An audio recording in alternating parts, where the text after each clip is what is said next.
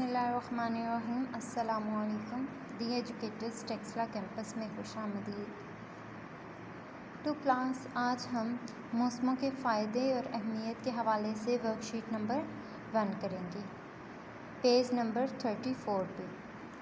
اس میں آپ دیکھ سکتے ہیں کوسچن نمبر 1 ہے، گرمی کا موسم نہ ہوتا تو کیا ہوتا؟ تو گندم کی فصل نہ پک سکتی۔ ٹھیک ہے۔ سوال نمبر 2 ہے، اگر سارا سال سردی کا موسم رہتا تو کیا ہوتا؟ اس کا جواب ہے ہم دھوپ کو ترستے۔ سوال نمبر 3، اگر بہار کا موسم نہ آتا تو کیا ہوتا؟